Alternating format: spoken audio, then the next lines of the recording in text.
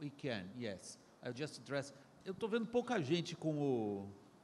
Tudo bem se eu falar inglês? Vocês preferem que seja português, consecutivo? Tudo bem? Vamos em inglês? Okay. You won.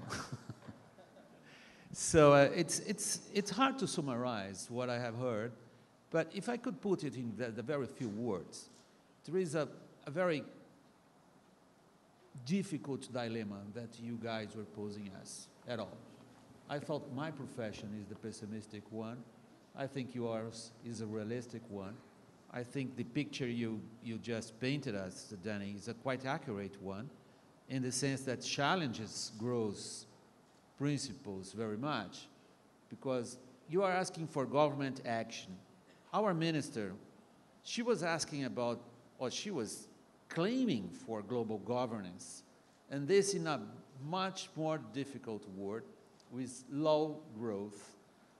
I do agree with you when you say cooperation probably will be very difficult in the times ahead, that we have a structural change in the world economy, which will bring a lot of political difficulties, a lot of political obstacles.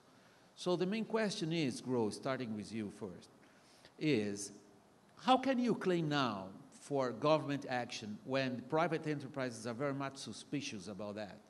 Markets will put a price on government intervention at any level. How can you expect, in terms of what the Brazilian minister was referring to, how can you expect global governments when, as Danny said, countries are acting even more selfish than they used to act in times of low growth, in times of political upheavals, like we see, and the very much realistic scenario he's painting about this strategic imbalance between both big guys, China and the United States. Is that working? Can you hear me now? Yes, yes. You can. Well, you know, I don't want to add to a kind of a pessimistic general attitude, but let me say this. I am talking both about global governance and also government action. You know, what happens in Brazil or the United States or in Germany or in any country is important in itself. And so what my colleague here was saying about the dialogue and the learning experience between government and business sector is essential in any country to make the right types of regulations so that we can move ahead and, you know, with incentives and disincentives, tax systems, etc. This is the only way that we can work together for a better result for society at large. You know, this way of thinking is important at governmental, sometimes even at city level, you know, in the big urban communities. But the more governments can be helped by global governance so that we have a level playing field and that things are moving in collaborative ways forward, the better. That's really basically my opinion. I think that's the correct expression, level playing level field. Playing How can field. you, yes, Yes. In terms of our perspective, Brazil is a big emerging country. Danny did a very, very precise description about which countries will survive better, the difficult times ahead, and which countries will experience even more troubles. And his description is almost tailored to Brazil, if I do interpret him correctly. It's not a level playing field at all. It will become even more rougher playing field. It will be a playing field with full of advantage for countries like Brazil and much less advantage for old European countries. Am I correct? No.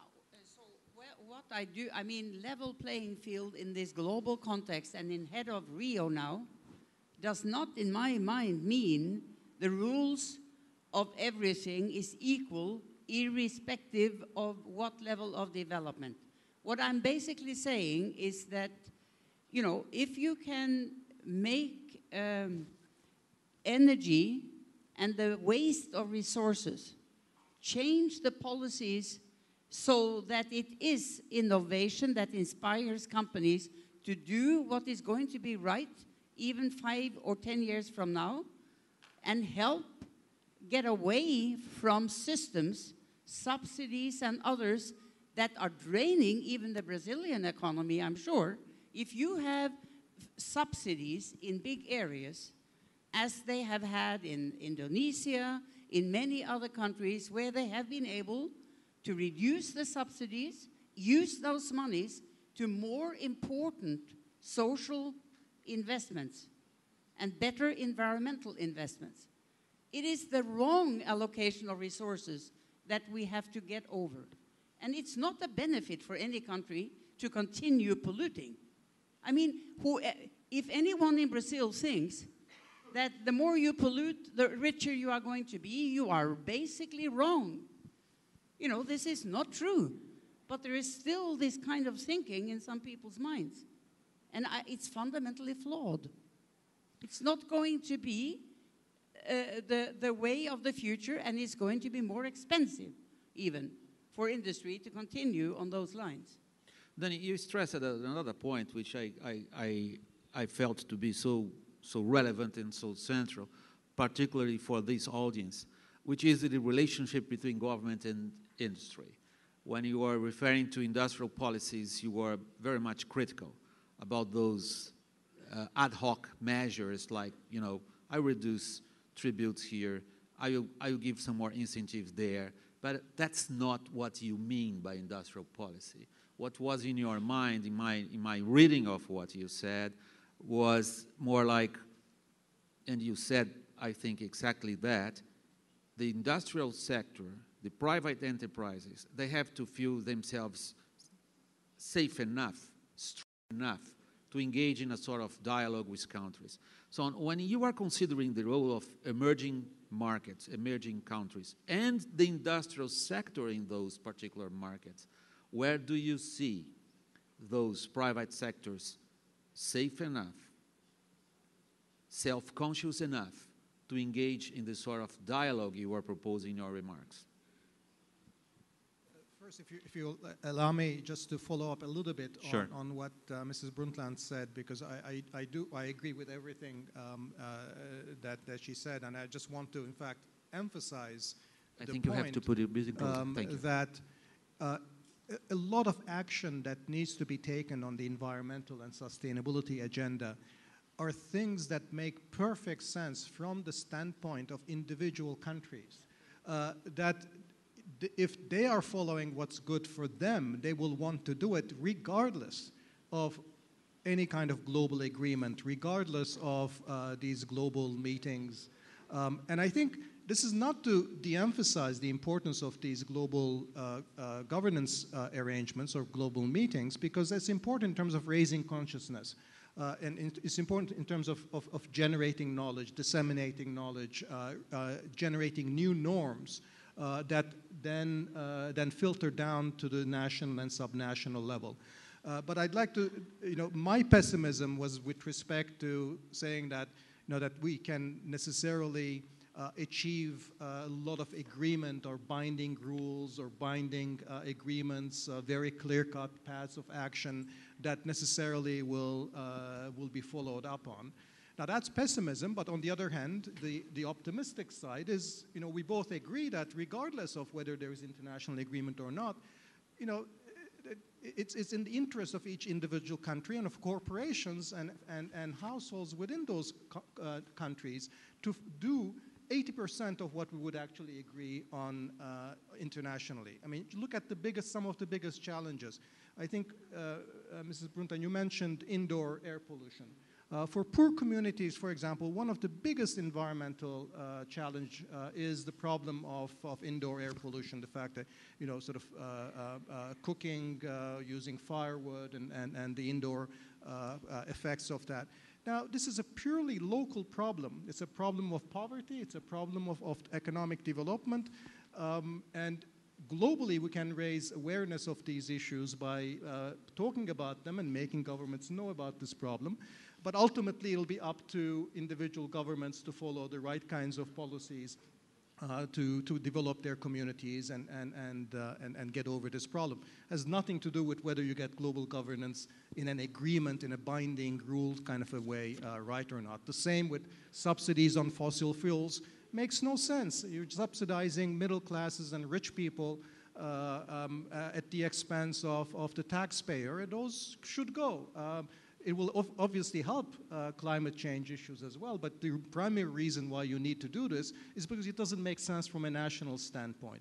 And you can run down through the entire list, and if it's not 100%, it's because climate change, greenhouse gases, CO2 emissions is such a big part of this, where the global spillovers are so huge that there probably is one area where you need some kind of a global umbrella framework. But you know, with a lot of that, it really just means getting the domestic policy process right. There was a lot of intro before I turn to the question you asked. I think it's you know, the quality of this dialogue between the private sector and the government is critical, and we've now moved between two extremes. The old style industrial policy was when, in fact, you know, it wasn't a dialogue, that there were many governments that was in fact in bed with the private sector. That's the usual sort of rent-seeking model of interaction, where the private sector, for their own private interests, a bunch of domestic incumbents that have a lot of political power can get the regulations and the policies they want. You are not talking about Brazil, are you? Well, I didn't want to mention Brazil. Brazil, there was a lot of that, but there were some successes in the 60s and 70s later on from that model as well. So it was a lot of that, but a few successes. There was a term that sociologists developed just for Brazil, which was describing the Brazilian bureaucracy, pockets of excellence.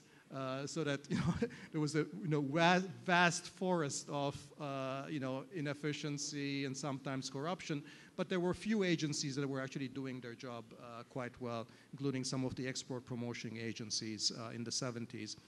And then sort of we recoiled and we went to saying, no, the government shouldn't be in the business of interacting with the private sector at all. That was the policies of the late 80s, 1990s, the Washington Consensus, neoliberalism.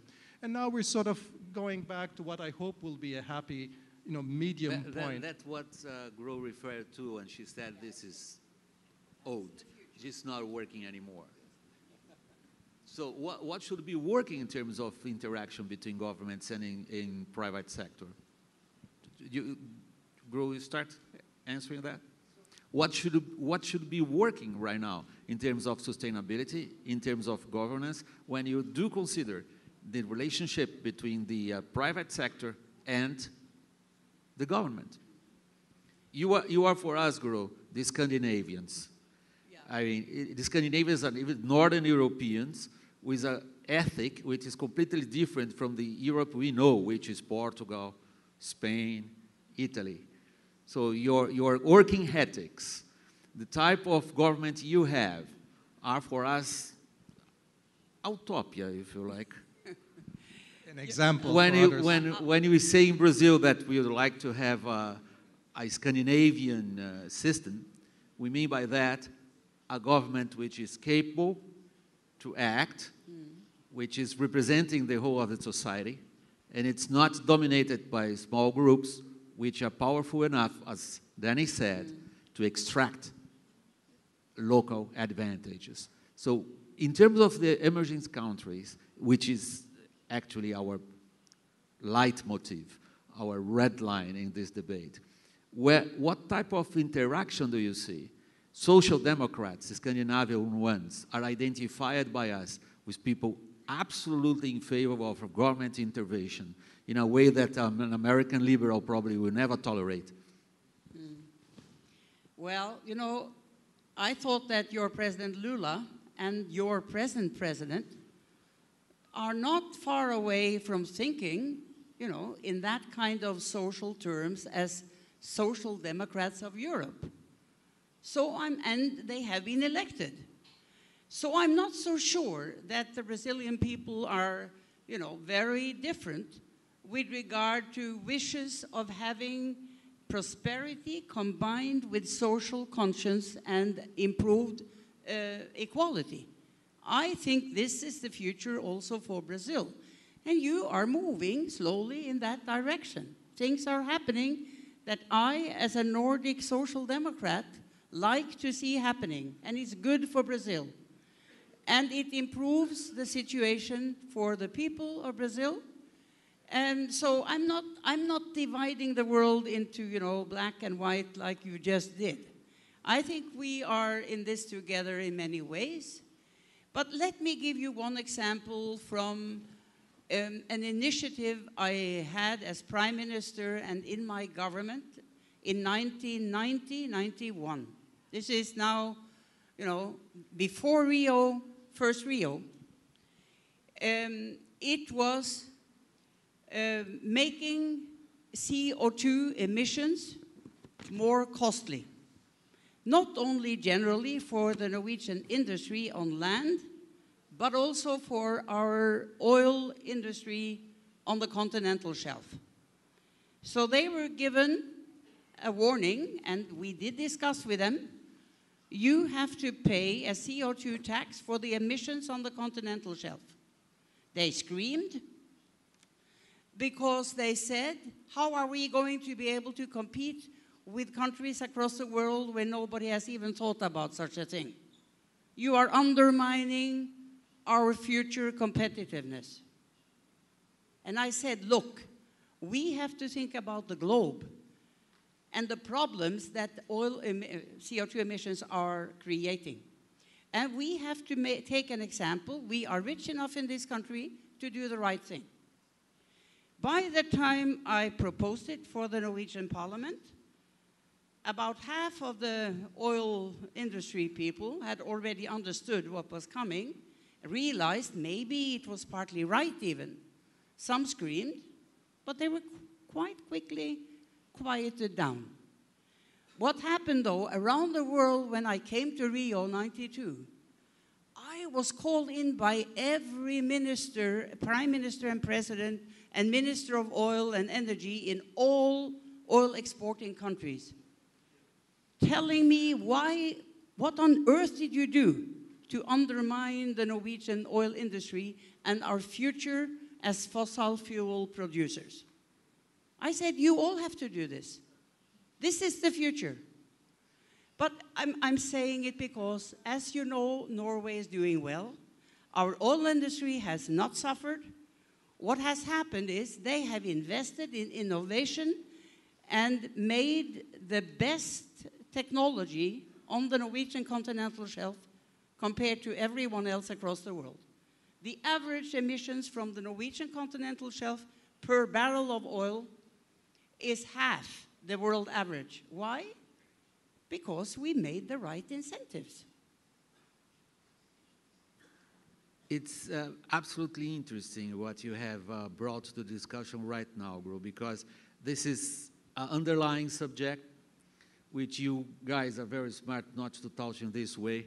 And if we look at this audience too, which is the old saying, environmental questions will only bring more costs and will reduce my competitiveness. I will be less competitive if I try to follow things like environmentalists would like. The discussion has moved ahead of that. And sustainability is now regarded very much, as we are seeing here every second, as an opportunity and not a question of cost. But the question is still there. And when we do compare countries, which you were doing, that's a very dangerous field. And we see their particular advantages. How can emerging markets, which try to see sustainability as an opportunity, Danny, face China? Well, you know, again, I mean, there's a vicious cycle here and there's a virtuous cycle. And I think the vicious cycle is when you start from the notion that, in fact, you just have to maximize your current advantages. And so you exploit your existing natural resources, you use your human and social resources to the maximum, and then that becomes a reinforcing vicious cycle because you're stuck in a way of doing business that makes it very difficult to get out of. The virtuous cycle, when you say, well, you know, there are many different ways in which I can maximize my possibilities, including long-term profits, and one of them is by positioning myself in a market niche, in a part of the market that is much more conscious of the changes to come. So I'm not doing something that's fundamentally unprofitable. I'm just choosing my market niche appropriately.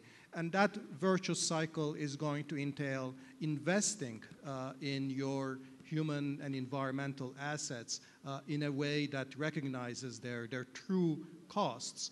And that puts you on, if you will, a high road rather than a low road of production.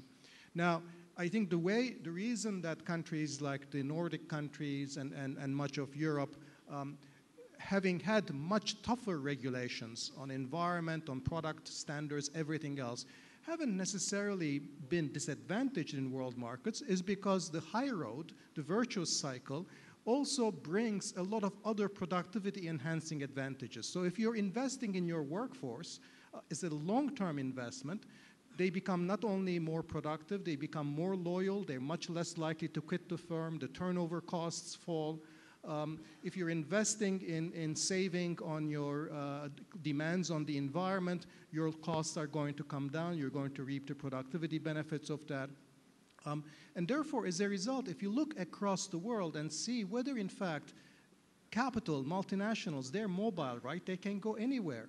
And ask the question, do they actually go? Do they predominantly prefer going to countries where the environmental regulations are less tough, where it's easier to pollute, where you don't care the CO2 emissions and other problems?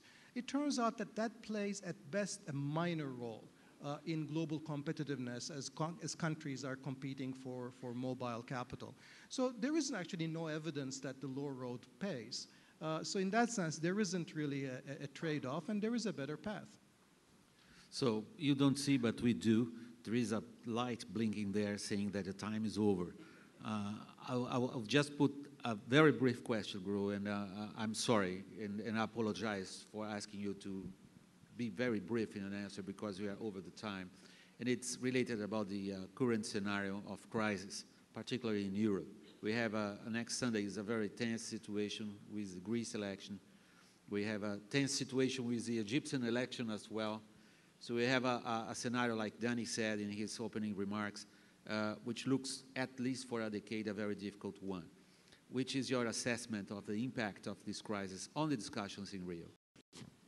Well, I think, not only European leaders, but also leaders from other parts of the world are very much aware of the danger of what's happening. And of course, it occupies part of their mind as they are supposed to be focusing on the longer-term issues of Rio. Hopefully, we have good enough leaders that they are able, as they are here, and cannot do much from day to day to change the scenario in Europe anyway. I mean, that they focus their minds also on medium and longer term issues. I believe we must have many leaders who are good enough as leaders to be able to have two thoughts in their minds, even if one of them is a pessimistic one. Then you want to, any closing remarks? Can we leave? That's absolutely a wonderful way to end, so I have nothing to end.